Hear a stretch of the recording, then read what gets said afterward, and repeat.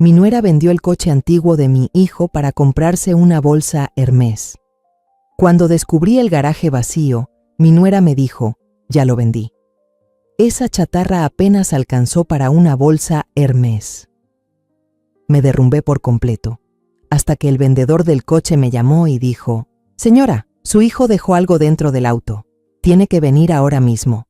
Pero antes de continuar, revisa si ya te suscribiste al canal y comparte en los comentarios desde dónde nos estás viendo. Nos encantaría saber hasta dónde llegan nuestras historias de venganza. Esa mañana temprano, recibí una llamada de Bianca, mi nuera. Su voz al teléfono era fría, distante, como si hablara con una extraña. Mamá, ¿podría pasar al departamento y ayudarme a limpiar las cosas viejas de José? Dejé las llaves del departamento y del garaje en el buzón del vestíbulo. Ni una palabra de consuelo, ni una pizca de emoción. Solo alcancé a responder sí, y la línea se cortó. Apreté con fuerza el auricular. José, mi hijo, había muerto hacía menos de una semana, y ella ya quería borrar todo rastro de él. Me puse mi viejo abrigo, tomé mi llavero y pedí un taxi. Le indiqué al chofer que me llevara al conjunto donde vivían José y Bianca. Al estar frente al departamento, mis manos temblaban mientras sostenía las llaves que ella había dejado. El metal estaba helado, como la sensación que oprimía mi pecho. Decidí abrir primero el garaje. La puerta de metal chirrió al levantarla, y un olor a aceite y metal me golpeó la nariz. Entré, con la mirada fija en la esquina donde solía estar estacionado el Mustang azul oscuro de 1968 de José. Pero ahora solo quedaba un vacío helado. En el suelo de cemento, unas manchas frescas de aceite brillaban, recordándome cruelmente que el coche ya no estaba allí. Caminé alrededor de ese espacio vacío, mis dedos rozando el gabinete de herramientas. Un trapo lleno de grasa seguía colgado del tirador, como si José acabara de salir hace unos minutos. Todo seguía allí, todo, menos el coche. Me quedé quieta, tratando de respirar, pero cada inhalación traía consigo una punzada de dolor. Cerré la puerta del garaje, sintiendo el peso en el pecho como si cargara una piedra enorme. La puerta del departamento se abrió con un leve empujón y vi a Bianca sentada en el sofá, con las piernas cruzadas y el teléfono en la mano. Llevaba un vestido de seda claro, caro, con un enorme logo de Gucci en el pecho. Sobre la mesa de centro de vidrio frente a ella había una caja naranja brillante. El logo de Hermès resaltaba en relieve, burlándose de mí. Me quedé allí parada, sintiendo cómo la sangre parecía retirarse lentamente de mi cuerpo. Me aclaré la garganta, intentando mantener la calma, y pregunté, «Bianca, ¿dónde está el Mustang de José?» Mi voz sonó ronca, como si yo misma temiera oír la respuesta. Ella no levantó la vista. Sus ojos seguían fijos en la pantalla del teléfono, y contestó con total indiferencia, como si hablara del clima. «Lo vendí. Ese montón de chatarra apenas alcanzó para comprar este bolso». Señaló la caja naranja con el mentón y siguió deslizando el dedo por el teléfono, como si nada. Me quedé paralizada, como si me hubieran arrojado un balde de agua helada en la cara. El Mustang no era solo un coche. Era toda la juventud de José. Eran los días en que los dos pasábamos horas limpiándolo, arreglándolo, riéndonos juntos en el garaje. ¿Y ahora lo llamaba montón de chatarra? Me di la vuelta y salí del departamento sin querer quedarme un segundo más. La puerta se cerró tras de mí, pesada, como si clausurara una parte de mi corazón. Al llegar a casa, me dejé caer en el sillón de la sala, aturdida. Frente a mí, sobre la repisa, estaba una foto de José tomada hace años. Vestía una camisa blanca. Sonreía con aquella luz en los ojos llena de sueños. Lo miré, intentando reencontrar al niño que corría por la casa, que me abrazaba fuerte cada vez que regresaba del trabajo, pero ahora todo lo que quedaba era un vacío. El teléfono de casa sonó con fuerza, rompiendo el silencio mortal. Dudé, sin querer contestar, pero el timbre se volvió cada vez más insistente. Finalmente me levanté y levanté el auricular. Una voz masculina, grave y educada, se oyó al otro lado. «Disculpe, ¿es usted la madre de José Salgado?» Asentí con la voz débil. El hombre continuó. «Soy Esteban Morales, dueño de la agencia de autos clásicos Morales Automotores. Acabo de comprar el Mustang 1968 a la esposa de su hijo. Señora, su hijo dejó algo muy importante dentro del auto. Creo que debería venir a verlo de inmediato. Mi corazón comenzó a latir con fuerza, como si quisiera salirse del pecho. ¿Qué cosa?, pregunté, con voz temblorosa. Pero el señor Esteban solo respondió: no puedo decirlo por teléfono. Me dictó la dirección de la agencia, con un tono lleno de compasión, pero también de firmeza. Apresuradamente anoté la dirección en un pedazo de papel, con la mano temblando tanto que las letras quedaron torcidas. Tomé mi billetera, me puse un abrigo viejo y salí corriendo de casa. De pie junto a la acera, hice señas a un taxi que justo pasaba. El taxi avanzó lentamente por las calles familiares de Querétaro, pero yo ni siquiera miré por la ventana. Cerré los ojos y la imagen de Ricardo, mi esposo, apareció con claridad. El día que murió de un infarto, sentí que el mundo entero se derrumbaba.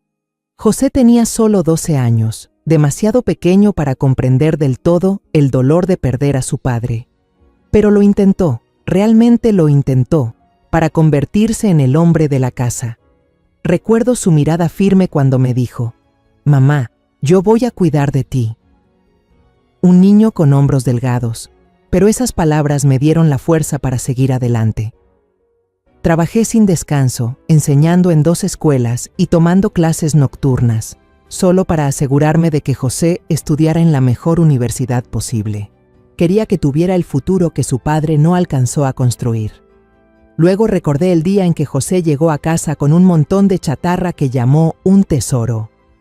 Era un Mustang 1968, viejo y oxidado, pero en los ojos de José era un sueño hecho realidad. «Mamá, este será mi obra maestra», dijo riendo, con los ojos brillando. Los fines de semana siguientes los pasamos juntos en el garaje. Yo sostenía la linterna mientras él, cubierto de grasa, desmontaba con cuidado cada tornillo, reemplazaba piezas, ajustaba detalles. Una vez, sin querer, derramé pintura sobre mi blusa y José soltó una carcajada, dibujando una mancha en mi nariz con el dedo. «Ahora sí, mamá, ya eres mecánica también», bromeó. Abrí los ojos y vi que el taxi comenzaba a frenar. Los recuerdos me llevaron a otro día, el día en que conocí a Bianca por primera vez. Fue en una cena familiar. Ella entró a mi casa con una botella de vino caro y una sonrisa radiante como el sol. Era hermosa, encantadora, y no dejaba de elogiar mis costillas asadas. «Doña María, esto está delicioso. Tiene que enseñarme su secreto», dijo con voz dulce. José, sentado a su lado, la miraba con tanta adoración que parecía que el mundo se reducía a solo ellos dos. Pensé que quizá era la mujer que le traería felicidad a mi hijo. Me alegré, de verdad me alegré, al creer que José había encontrado una compañera digna. Pero después de la boda, todo empezó a cambiar. Las llamadas de José los fines de semana se hicieron menos frecuentes, reemplazadas por mensajes cortos. «¿Cómo está, mamá? Estoy muy ocupado. La próxima semana le llamo». Traté de no preocuparme, diciéndome que era normal en un hombre casado. Pero en el fondo sentía una distancia invisible creciendo entre nosotros. La última vez que José vino a cenar solo, lo vi más delgado. Su sonrisa ya no llegaba a los ojos, y noté un moretón tenue en su muñeca. «Me golpeé con una máquina en el taller», dijo, pero evitó mi mirada. Entonces llegó aquella mañana fatídica. El teléfono sonó mientras preparaba café. La taza cayó al suelo cuando la voz impersonal del policía resonó. «Señora, lamentamos informarle que su hijo, José Salgado, ha fallecido en un accidente en la autopista. Los frenos fallaron por desgaste técnico». No recuerdo qué dije, solo sé que me quedé allí, mirando los pedazos rotos de la taza en el suelo, sintiendo que mi corazón también se rompía en 1000 pedazos. En el funeral, me quedé junto al ataúd de José, mirando su rostro tranquilo, como si solo estuviera dormido. Quise tocarlo, quise llamarlo, pero sabía que era imposible. Bianca estaba en una esquina, sin una sola lágrima. No dejaba de hablar por teléfono, en voz baja, pero lo suficientemente fuerte como para que yo escuchara. «¿Cuándo se libera el dinero del seguro? ¿Es mucho dinero?», Me giré para mirarla, sintiendo un escalofrío recorrerme la espalda. ¿Mi hijo aún sin ser enterrado y ella ya pensando en el dinero? Traté de contener mi repulsión, diciéndome que quizá estaba en shock, que no debía juzgarla, pero en el fondo sabía que algo no estaba bien. El taxi se detuvo frente a un edificio grande con un cartel que brillaba bajo el sol. Morales Automotores. Pagué al conductor. Respiré hondo para calmarme y bajé del coche. Empujé la puerta de vidrio de Morales Automotores. Las paredes estaban cubiertas de fotografías de autos antiguos, cada uno brillando como una joya restaurada con esmero. Un hombre mayor, de cabello entrecano y mirada bondadosa pero firme, salió de una oficina interior. Me tendió la mano, con una sonrisa leve pero llena de compasión. «Señora Duarte, soy Esteban Morales». «Gracias por venir», asentí, estrechando su mano con fuerza. Me invitó a sentarme en una silla de cuero dentro de una pequeña oficina y me sirvió un vaso de agua fría. El señor Morales se sentó frente a mí, entrelazando las manos, con una voz pausada pero sincera. «Lamento mucho la pérdida de su familia. José era un buen muchacho. Venía por aquí de vez en cuando a buscar repuestos. Siempre educado, siempre apasionado al hablar de su Mustang.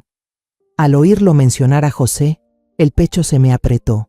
Quise preguntarle qué más sabía de mi hijo, pero solo pude asentir. Me contó que su hija, Sofía, una joven mecánica llena de entusiasmo, se había encargado de revisar y limpiar el Mustang cuando el coche llegó al taller.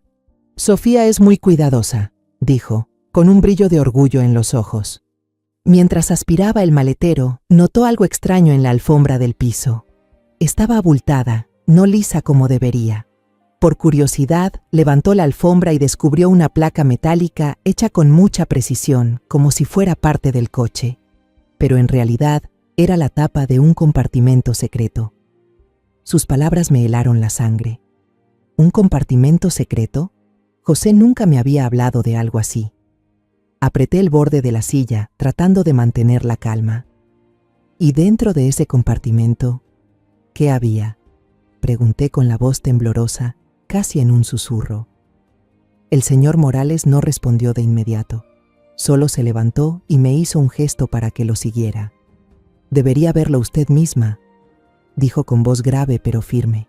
Me condujo al área de exhibición, donde el Mustang azul oscuro de 1968 de José estaba allí, reluciente bajo la luz fluorescente. Se veía incluso más hermoso que la última vez que lo vi, como si hubieran cuidado cada detalle. El señor Morales abrió el maletero y levantó la alfombra del piso con cuidado. Señaló una pequeña palanca casi invisible, oculta hábilmente en una esquina. «Aquí», dijo, moviendo suavemente la palanca. Se oyó un leve clic y una parte del piso se abrió, revelando un compartimento metálico pequeño, fabricado con precisión. Mi corazón latía con fuerza, como si fuera a salirse del pecho. Dentro del compartimento había dos cosas: una memoria USB plateada, lisa y sin marca, y un sobre marrón sellado. El señor Morales me entregó un par de guantes de nylon delgados. «Debería ponerse esto», dijo, con un tono lleno de intención. Mis manos temblaban mientras me los colocaba. Luego tomé la memoria USB y el sobre. Me giré hacia el señor Morales, y mi voz, de pronto, sonó decidida. «Quiero comprar de nuevo este coche. ¿Por cuánto lo vendió Bianca?» Él me miró, con una mezcla de sorpresa y respeto en los ojos. Dijo una cifra, exactamente el precio de un bolso Hermès de edición limitada, el mismo que Bianca presumía en su apartamento. No dudé. Saqué mi chequera del bolso y escribí un cheque por la cantidad exacta. Luego añadí otra suma y se la empujé hacia él. «Esto es para agradecerle por su honestidad, a usted y a su hija», dije con firmeza. El señor Morales negó con la cabeza, rechazando el dinero extra. «No tiene que hacerlo, señora Duarte. Solo hicimos lo correcto», pero insistí, casi rogando. «Por favor, acéptelo. De verdad quiero agradecerle». Finalmente, asintió, con una mirada que parecía decir que comprendía mi dolor. «Lo usaré para recompensar a Sofía», dijo. Me entregó el juego original de llaves del Mustang. En el llavero aún colgaba una pequeña figura metálica de un Mustang. el regalo que le di a José en su 20º cumpleaños. Apreté el llavero en mi mano, me senté en el asiento del conductor y respiré hondo. El olor del cuero viejo y el aceite familiar flotaba en el aire, como si José todavía estuviera allí. Inserté la llave en el encendido y la giré suavemente. El motor rugió con fuerza, suave y potente, como si fuera el corazón de José latiendo todavía. Conduje el Mustang fuera del concesionario. El sol se reflejaba en la pintura azul oscuro, haciéndola brillar como una joya. En el bolsillo de mi abrigo, la memoria USB y el sobre ardían, instándome a abrirlos, a descubrir la verdad. Al llegar a casa, estacioné el coche en el garaje, justo en el lugar donde José solía aparcar su Mustang con tanto cuidado. Entré en la casa, cerré con llave y corrí todas las cortinas. La luz del día quedó afuera, dejando el interior sumido en una penumbra suave. Coloqué la memoria USB plateada y el sobre marrón sobre la mesa de roble. Esos dos pequeños objetos yacían allí, silenciosos, pero como si me suplicaran que los abriera. Me senté, los observé fijamente, con las manos temblorosas sin atreverme a tocarlos. Por fin, saqué un cúter del cajón. La hoja brillaba bajo la tenue luz. Con cuidado corté el borde del sobre, cada movimiento lento, como si temiera dañar lo que había dentro. Cuando el sobre se abrió, 3 cosas aparecieron ante mis ojos. La primera era una impresión a color, tomada de la pantalla de un teléfono. Era una página de un contrato de seguro de vida. El nombre asegurado era el mío, María Elena Duarte. La beneficiaria única, Bianca Cortés.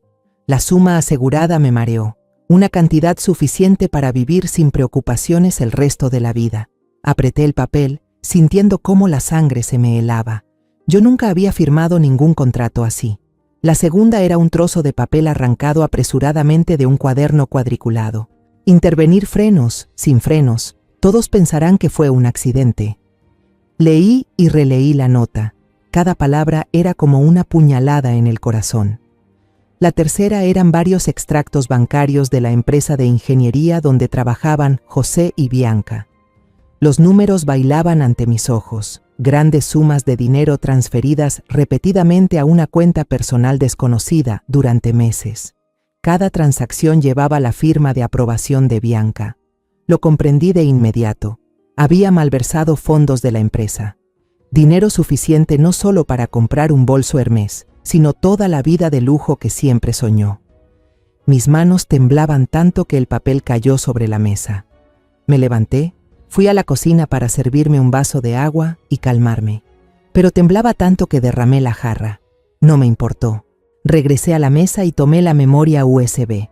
Encendí mi vieja computadora portátil, esa que José solía burlarse llamándola una reliquia, porque yo insistía en conservarla, aunque ya era más lenta que una tortuga. Inserté la memoria USB. Mi corazón latía tan fuerte que parecía querer salirse del pecho. Apareció una carpeta, con un solo archivo dentro. Hice doble clic, la pantalla se iluminó y el rostro de José apareció, como si estuviera grabando un diario en video. Se veía demacrado, cansado, con los ojos rojos de no dormir durante varias noches, sentado en su despacho en casa. Su voz era ronca, casi un susurro, como si temiera que alguien lo escuchara. En el video, contaba que había descubierto por casualidad unos gastos inusuales en la empresa. Al investigar más, se dio cuenta de que Bianca había desviado una cantidad enorme de dinero. Pensé que era solo codicia, dijo con la voz quebrada. Pero luego encontré un borrador de un contrato de seguro de vida en su computadora. Ella planeaba hacerle daño a mamá. Quería simular un accidente de coche, hacerlo parecer como una falla en los frenos. Dejé de respirar, sintiendo que toda la habitación se venía abajo. La pantalla se apagó de golpe.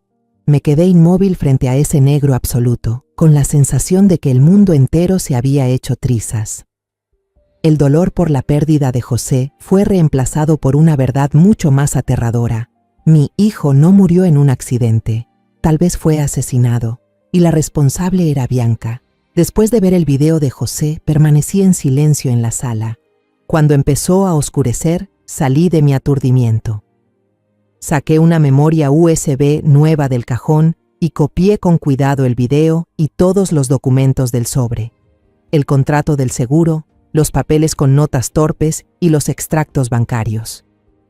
Guardé los originales en la vieja caja fuerte de Ricardo, mi difunto esposo, donde solía conservar los recuerdos más valiosos de la familia. La puerta del cofre se cerró con un clic seco. Sabía que no podía llevar todo eso a una comisaría común. Habían sido demasiado rápidos al concluir que la muerte de José fue un accidente, y yo no confiaba lo suficiente como para entregarles esta verdad. Necesitaba a alguien de fiar, alguien que conociera a José, que entendiera el valor de lo que había dejado. Entonces recordé a Consuela Ortega. Consuela fue compañera de universidad de José, una muchacha fuerte con el sueño de convertirse en investigadora criminal. Busqué en el cuarto viejo de José, donde aún permanecían sus cosas de estudiante. El anuario universitario, cubierto de polvo, yacía en un rincón del armario. Pasé las páginas, el corazón acelerado, hasta encontrar la foto de toda la clase. Consuela estaba al lado de José, ambos sonriendo con alegría. Debajo decía, Consuela Ortega, futura investigadora criminal. Apreté el anuario con fuerza, sintiendo que acababa de encontrar una chispa de esperanza. Llamé a la central de la policía de Querétaro, con la voz temblorosa, pidiendo hablar con la inspectora Consuela Ortega. Tras varios minutos de espera y verificación de identidad, escuché una voz cálida pero firme. ¿Señora María? ¿De verdad es usted? No di rodeos, solo dije brevemente. Consuela, soy la madre de José Salgado. Necesito verte. Es urgente. Ella no preguntó nada más, solo respondió. Dígame su dirección, iré de inmediato. Nos citamos en un café pequeño, escondido en un callejón estrecho que sé que rara vez pasa gente. Llegué temprano, me senté en el rincón más apartado, con la taza de café apretada en la mano pero sin beberla. Cuando Consuela entró, vestida de civil, la reconocí al instante, seguía teniendo esa mirada firme. Señora María, lamento mucho lo de José, dijo, con voz sincera. Él era un buen amigo. Asentí, la garganta se me apretó. Puse la memoria USB y el sobre con las copias impresas sobre la mesa y se los empujé. Esto es lo que dejó José, dije con la voz áspera. Consuela se puso unos guantes delgados y abrió el sobre con cuidado. Al leer la póliza de seguro de vida a mi nombre, frunció el ceño y su mirada se volvió fría. Al ver la nota que decía, impacto freno, no frenó, todos piensan que fue un accidente. Su rostro se tensó. Conectó la USB a la tableta, se puso los auriculares y vio el video. Observé cada movimiento suyo, vi su mandíbula apretarse y sus ojos enrojecerse cuando se quitó los auriculares. Lo siento, señora María, dijo con la voz quebrada. José no merecía morir así. Respiró hondo y recuperó la compostura profesional. Con estas pruebas, sobre todo el video, hay base suficiente para pedir que se reabra la investigación. Yo me haré cargo personalmente del caso. Explicó que necesitaban recuperar el coche que José manejó el día del accidente, que ahora está en el depósito de la compañía de seguros, para peritar de nuevo el sistema de frenos. Asentí. Si lo que dijo José era cierto, Bianca no solo había intentado matar a mi hijo, sino que ahora me tenía a mí en la mira. Pasó una semana en silencio y tensión. No salí de casa, me quedé dando vueltas en el garaje, junto al Mustang. El timbre del teléfono me sobresaltó, como un cuchillazo que rompió la calma. Contesté, el corazón me latía a 1000. Sonó la voz de Consuela, fría y rotunda. Señora María, ya tenemos los resultados de la pericia. No fue desgaste técnico. El cable del freno fue cortado intencionalmente con una tenaza profesional. El corte es muy limpio. Esto es un homicidio. No hay duda. Las piernas se me aflojaron y tuve que apoyarme en la mesa para no caer. ¿Cuál es el siguiente paso?, pregunté, débil. Consuela respondió que recopilarían más pruebas contra Bianca, pero que ese proceso tomaría tiempo y debía ser totalmente secreto. Tiene que tener cuidado, dijo. Estoy de acuerdo en que Bianca podría actuar de nuevo, y esta vez usted podría ser el objetivo. Sus palabras me helaron la espalda. No podía quedarme sentada esperando como una presa. Después de colgar, tomé una decisión audaz. Un viejo amigo me había hablado de una agencia de detectives privados de confianza. Me puse en contacto con ellos y les pedí que vigilaran a Bianca, que averiguaran qué hacía y qué planes tenía. Pocos días después, el detective llamó. Su voz era grave y cautelosa. Señora Duarte, Bianca Cortés tiene una gran deuda en los casinos de León. Lo más importante, acaba de comprar un boleto de avión solo de ida a Madrid, con salida el 25 del mes que viene. Parece que se está preparando para huir, lo entendí al instante. Bianca no se iría con las manos vacías. Buscaría la manera de sacar el dinero del seguro que me corresponde antes de desaparecer. Me quedaba menos de un mes. Esa noche, estaba sentada en la cocina cuando sonó el teléfono. En la pantalla apareció el nombre de Bianca y sentí que el corazón se me detenía por un segundo. Respiré hondo, intenté mantener la calma y contesté. Hola mamá, soy yo, ¿cómo está? La voz de Bianca sonaba dulcemente falsa, como si estuviera actuando en una obra escrita por ella misma. Respondí con un tono débil, fingiendo ser una madre anciana y frágil, hundida en el dolor. Estoy bien, Bianca. ¿Y tú? ¿Cómo estás? Hizo unas cuantas preguntas vacías, con una voz monótona, como si estuviera leyendo un guión. Luego, de repente, cambió de tema, con un tono suave, pero con un filo que yo percibí de inmediato. Hablé con el dueño de la agencia de autos. Me dijo que usted compró de nuevo el Mustang de José. ¿Por qué no me lo dijo? Sabía que ahí comenzaba su teatro. Ya sabía que yo había recuperado el coche, y eso la tenía preocupada. Pero también sabía que esta era mi oportunidad para darle la vuelta a la situación. Carraspeé, fingiendo estar conmovida, como una madre que no puede desprenderse del recuerdo de su hijo. No podía soportar que su recuerdo terminara en manos de otro, Bianca. Ver el auto me hace sentir que José todavía está aquí. Dejé que mi voz temblara a propósito, para que creyera que yo era débil y fácil de manipular. Del otro lado hubo un breve silencio, y escuché su respiración ligera, llena de emoción, como si acabara de ver a su presa caer en la trampa. Sabía que había mordido el anzuelo. Lo entiendo, mamá, dijo Bianca, con una dulzura tan falsa que dolía, como si realmente le importara. Pero un coche viejo no es seguro. Mire, conozco a un mecánico muy bueno. Puedo pedirle que revise el Mustang para que usted pueda usarlo tranquila. La palabra seguro en su boca me heló la sangre. ¿Segura? ¿Ella se atrevía a decir eso después de hacer que José muriera en un accidente preparado? Fingí estar conmovida, con voz temblorosa. Ay, eso estaría muy bien. Gracias, Bianca. Qué atenta eres. Casi pude oír su sonrisa satisfecha a través del teléfono. No hay de qué, mamá, respondió, con una voz suave como el viento. Mañana la llamo para avisarle la hora, ¿sí? Cuando colgó, seguí allí, con el teléfono apretado en la mano. Estaba lista para enfrentarla. De inmediato, llamé a Consuela. Mi voz era urgente, casi un susurro. Señora Consuela, soy yo. Ella va a actuar. Dijo que mandará a un mecánico a revisar el Mustang. Al otro lado, hubo silencio unos segundos. Escuché cómo Consuela respiraba hondo, procesando la información.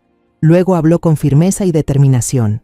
Perfecto, señora María, acepte. Esta es la oportunidad que estábamos esperando. Nosotros nos encargaremos de todo. A la mañana siguiente, sonó el timbre. Abrí la puerta y vi a Consuela. Llevaba un abrigo sencillo, sin ningún indicio de su uniforme policial. Traía un maletín pequeño y una mirada decidida, aunque algo preocupada. Señora María, vine temprano porque no tenemos mucho tiempo, dijo, entrando con paso firme. Asentí, caminando despacio detrás de ella. Consuela puso el maletín sobre la mesa del comedor, lo abrió y dentro había una laptop profesional y una memoria USB nueva. Señora María, antes de que organicemos todo para esta tarde, quiero que vea esto. Mi equipo lo encontró anoche. Su voz era baja, pero sentí la gravedad de cada palabra. Me senté, aferrando el borde de la mesa. Consuela explicó que su equipo había rastreado el recorrido de José el día del accidente, usando los datos de su teléfono.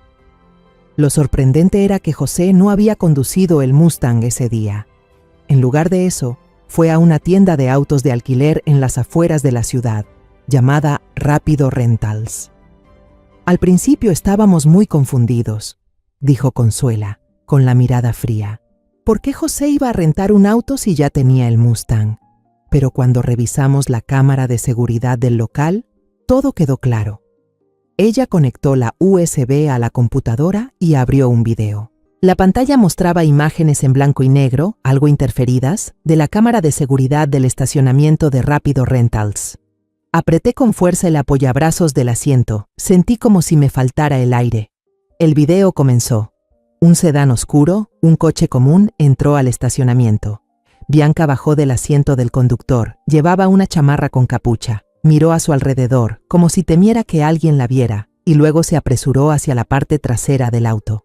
La cámara estaba bastante lejos, pero lo suficiente para que yo viera a Bianca agacharse bajo el coche, junto a la rueda delantera izquierda. Se movió durante aproximadamente 1 minuto, ágil pero con mucho cuidado. Luego se incorporó, se sacudió las manos y salió de la oficina de la agencia de alquiler con una tranquilidad escalofriante. Sentí la sangre como si se me helara en las venas. Unos 10 minutos después apareció José. Entró corriendo a la oficina, con un maletín en la mano, la expresión tensa. Poco después salió junto con un empleado, con la llave del sedán oscuro en la mano. No revisó el auto, solo arrojó el maletín en el asiento trasero, subió y se fue manejando. Esa fue la última vez que mi hijo fue visto con vida. Consuela pausó el video, su mirada cargada. El empleado de la agencia confirmó que la persona que figuraba como arrendataria y que pagó con tarjeta de crédito es Bianca Cortés. Ella dijo que había rentado el auto porque su esposo tenía un viaje de trabajo imprevisto. José solo vino a recoger el auto. Sus palabras me atravesaron como un puñal. Todas las piezas encajaron. Esto no fue un accidente fortuito, no fue una falla mecánica. Bianca lo había planeado meticulosamente, paso a paso, para asegurarse de que José nunca volviera. Aprieté el apoyabrazos con tanta fuerza que se me pusieron los nudillos blancos, conteniendo la rabia que ardía en mi pecho. Ella lo hizo todo, susurré, con la voz quebrada. Consuela puso la mano sobre la mía, su mirada llena de compasión. Lo sé, doña María, pero la haremos pagar. En ese instante sonó mi teléfono. En la pantalla aparecía el nombre, Bianca. Mi corazón latía a 1000, como si fuera a romper mi pecho. Miré a Consuela. Ella asintió, con la mirada resuelta. Conteste como si nada. Ponga en manos libres. Necesito oír lo que diga. Respiré hondo, traté de mantener la calma y atendí la llamada. Mamá, soy yo. Sonó la voz de Bianca, dulce como la miel, pero yo percibí la falsedad en cada sílaba. Llamaba para avisar que hoy en la tarde, como a las 3, mi esposo y yo pasaremos. ¿Va a estar en casa, mamá? Miré a Consuela. Ella me animó con la cabeza. Sí, mamá está en casa. Te espero, respondí. Al colgar, sentí que se me doblaban las piernas. Consuela me miró, con una mezcla de dureza y consuelo.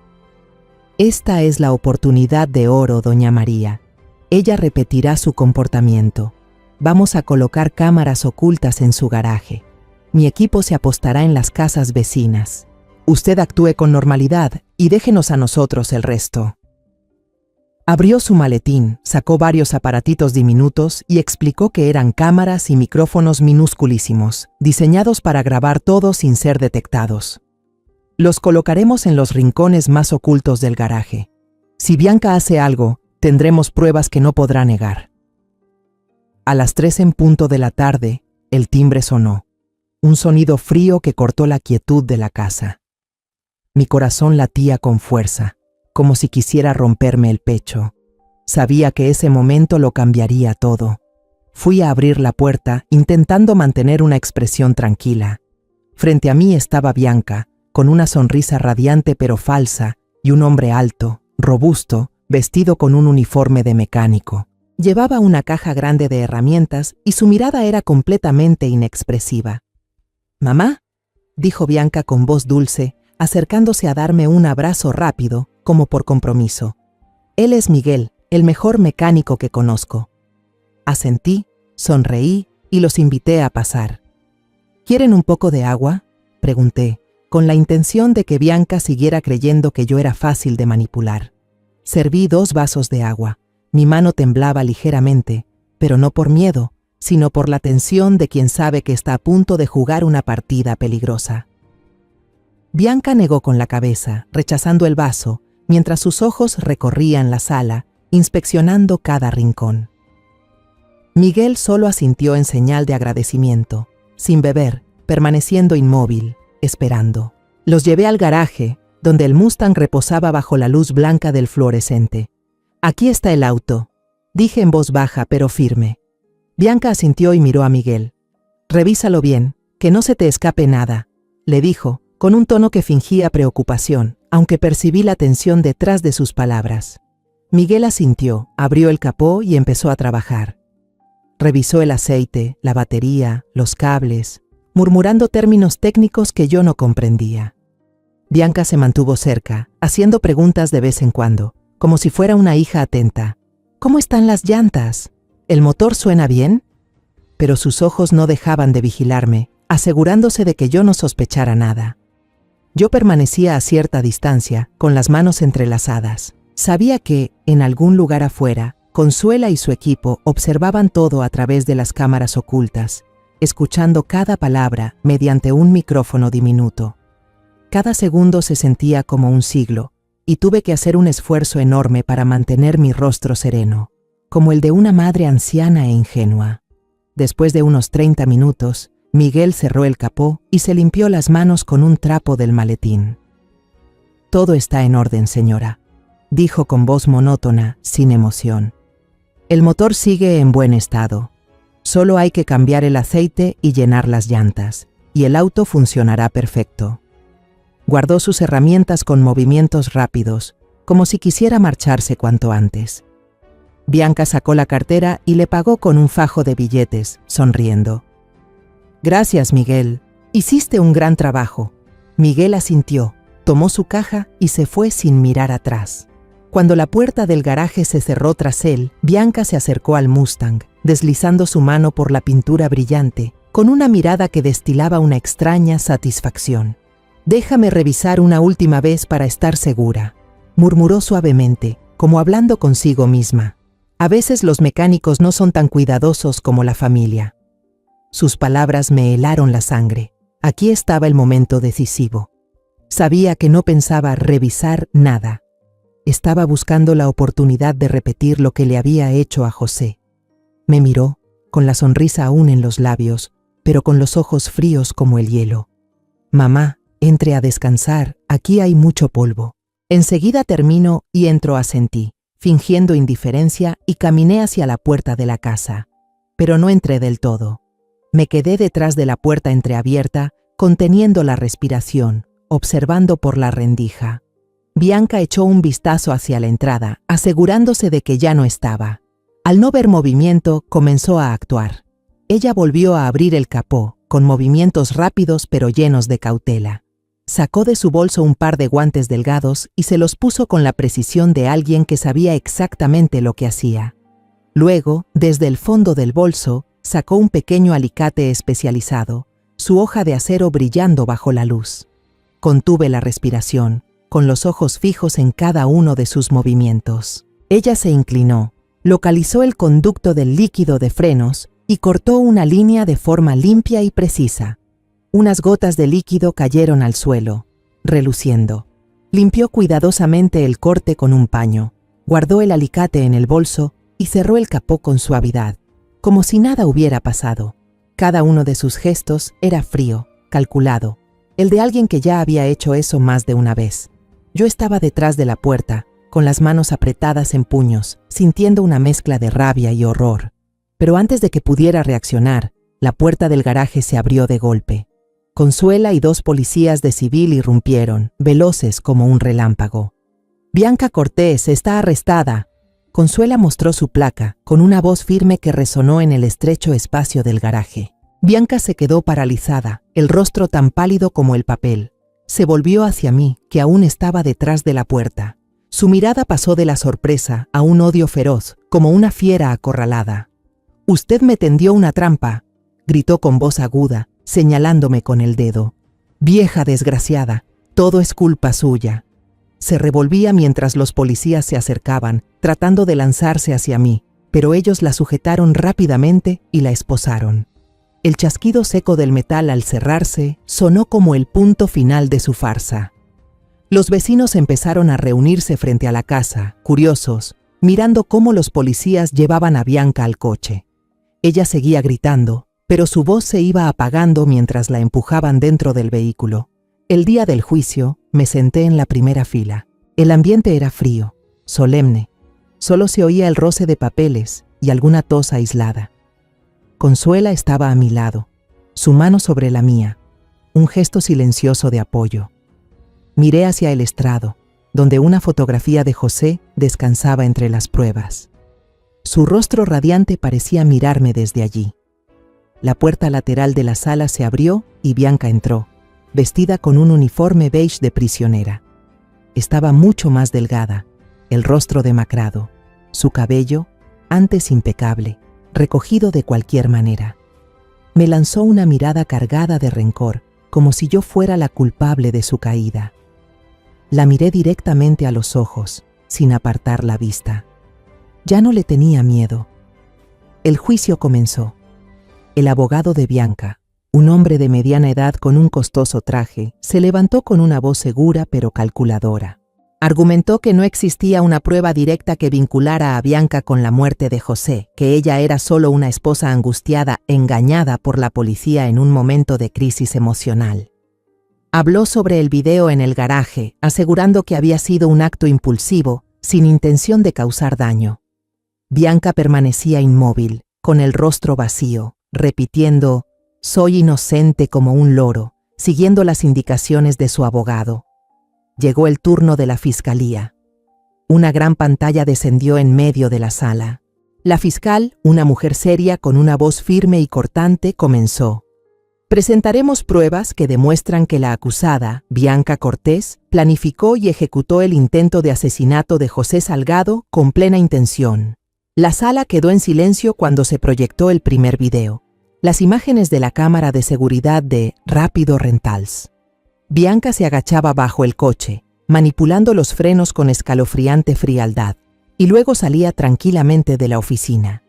Minutos después, José aparecía, tomaba ese coche apresurado y lo conducía, sin saber que sería su último viaje. Bianca empezó a temblar, con las manos aferradas al borde de la mesa. Su abogado se levantó de inmediato, alegando que el video carecía de contexto, pero el juez lo desestimó y ordenó continuar. Se proyectó el segundo video, una imagen nítida de la cámara oculta en mi garaje. Todos en la sala vieron a Bianca, con unos guantes delgados, usando unos alicates para cortar los frenos del Mustang, con movimientos firmes y precisos. El sonido del clic del metal resonó en el silencio absoluto, como una cuchillada en el aire. Escuché los murmullos de la gente a mi alrededor, pero mis ojos no se apartaban de Bianca.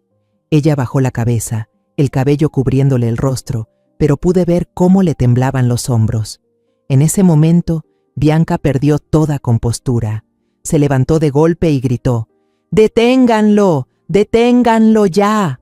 Su voz era aguda, llena de pánico, y se sujetaba la cabeza con ambas manos, como si quisiera detener las imágenes en la pantalla. La sala se llenó de ruido. El juez tuvo que golpear el mazo varias veces para imponer orden, pero Bianca no se detuvo, rompió en llanto, y luego el llanto se transformó en una risa histérica, desquiciada. «Sí, fui yo corté los frenos del coche», gritó, con la voz quebrada.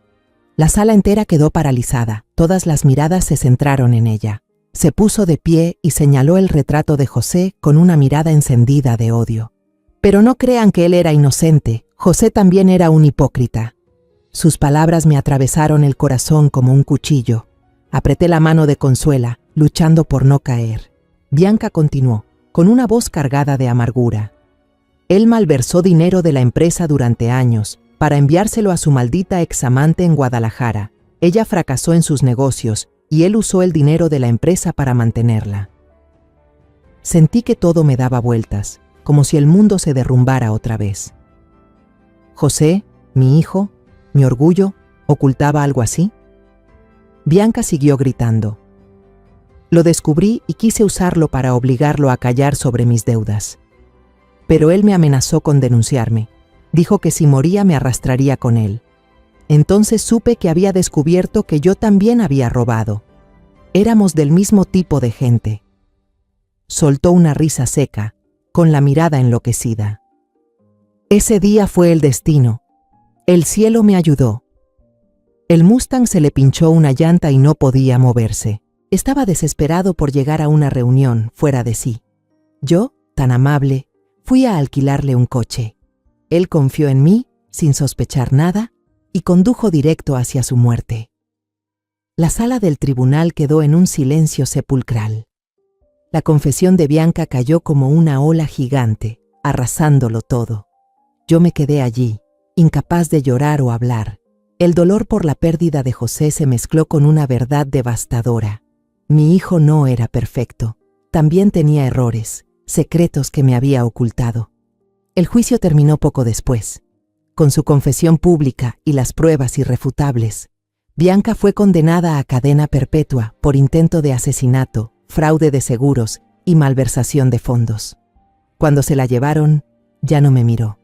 Solo bajó la cabeza y caminó, convertida en una sombra. El caso se cerró, pero las heridas que dejó en mi corazón seguían abiertas.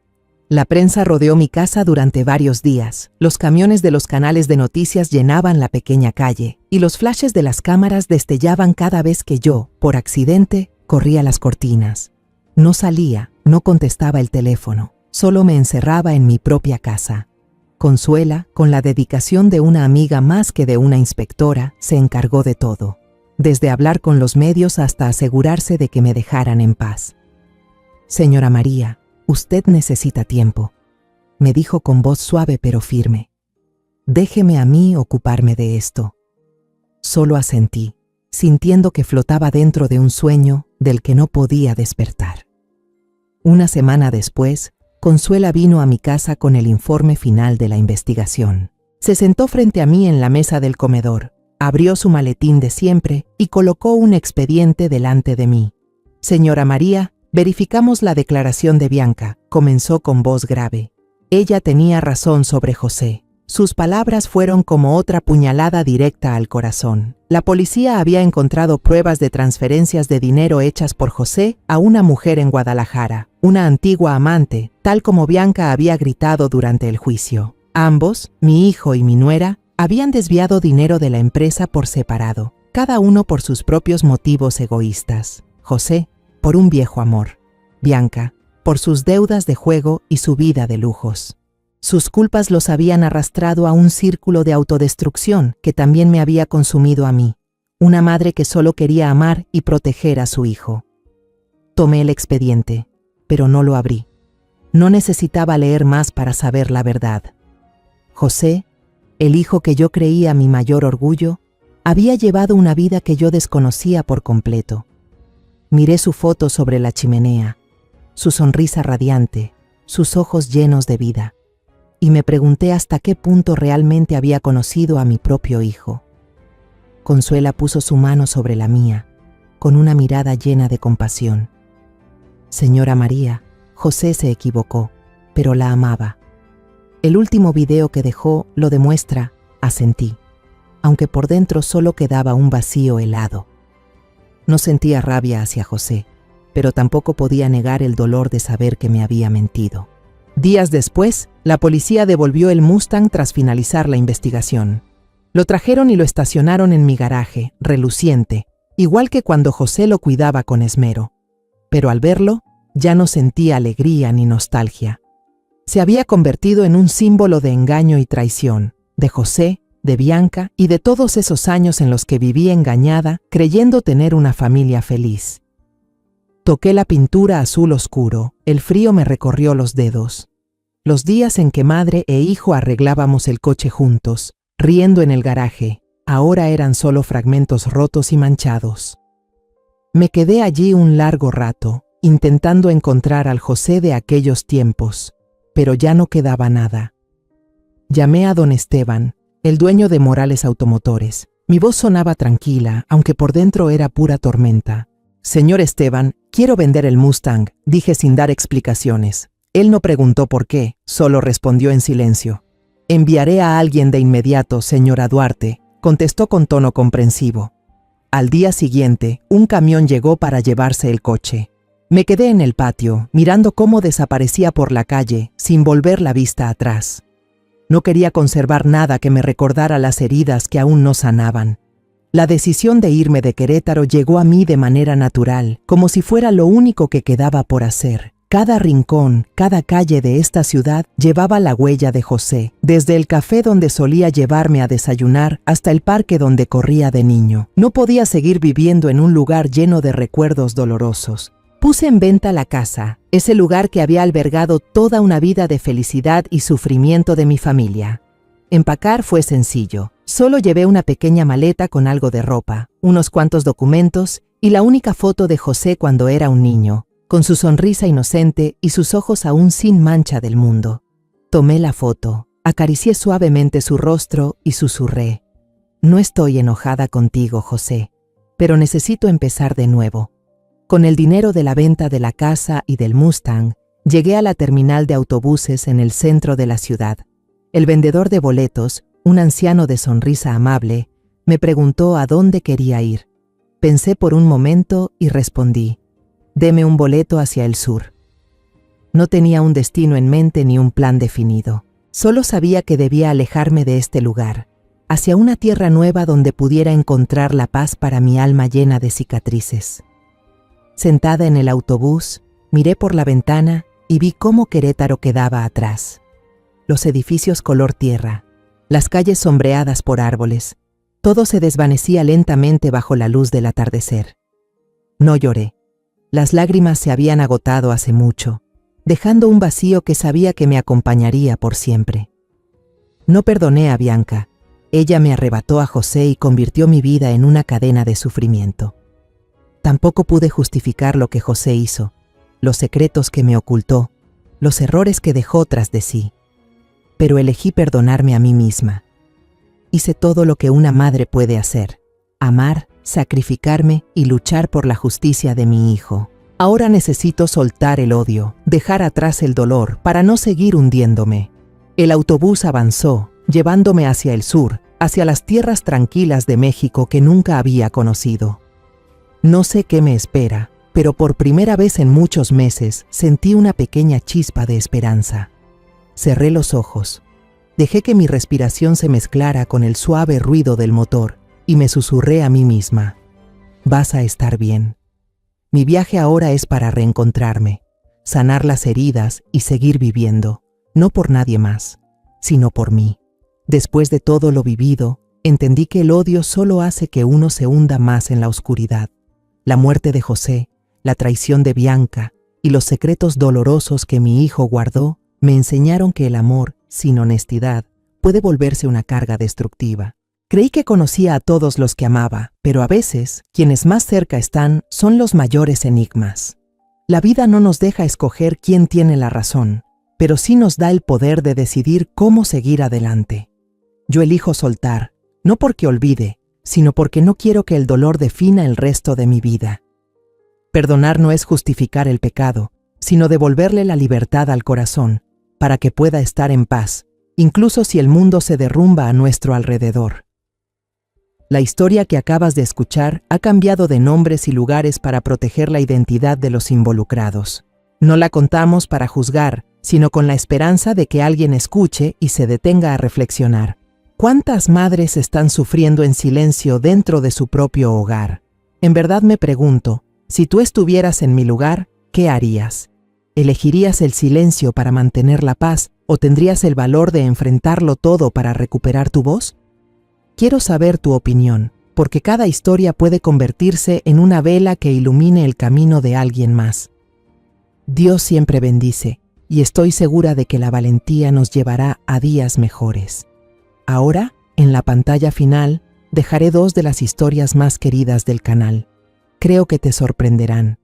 Gracias por quedarte conmigo hasta este momento.